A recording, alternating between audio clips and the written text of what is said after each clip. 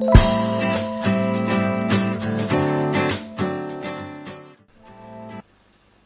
I'm Sue Daley and welcome to Just Like a Jigsaw month number 6.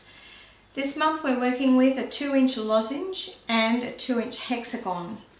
So in your little packet you will have received your little card as usual, and it has your 2-inch lozenge and your 2-inch hexagon. Now a lozenge is actually really, the end of a lozenge just looks like part of a hexagon, and it's just elongated out a little.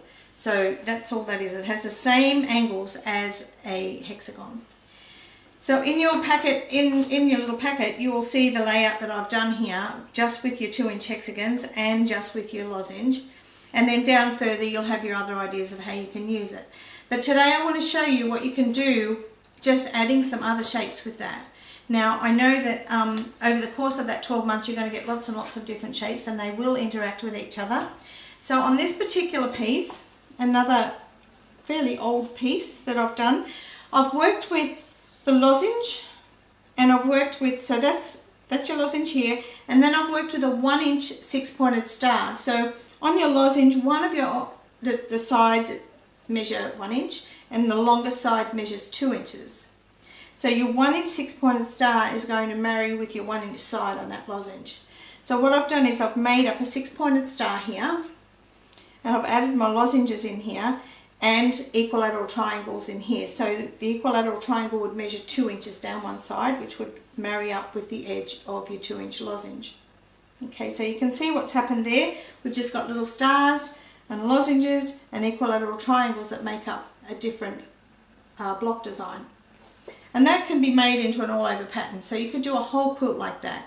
And it'd be interesting if you were to fussy cut the stars and make them a feature all over the quilt. And you could in fact just use one particular fabric, one piece of fabric, and cut all of your stars out of the same piece of fabric, but cut from a different pattern repeat, so you get a really nice effect with your fussy cutting, which looks a bit like a kaleidoscope. The other thing that I've done on my little black book again is I've done a similar thing to what I did on that sample I just showed you, but instead of having, if you can see here, this piece here, you have an equilateral triangle sewn to a lozenge and then sewn to another equilateral triangle, actually forms a 3-inch 6-pointed star. Can you see that? So what I've done is I've taken those two pieces away and I've added a 6-pointed star, a 3-inch 6-pointed star, because the side of your lozenge is 2 inches and the side of the 6-pointed star is 1 inch, so your 2-inch plus 1 inch gives you 3 inches, and that will marry in with the 6-pointed star. So you get lots of variations. Again, this could be an all-over pattern, again, just like the other one, or you can just do it for a centre, for a quilt, for the very centre of a medallion quilt, or even a cushion cover or a bed runner or whatever it is.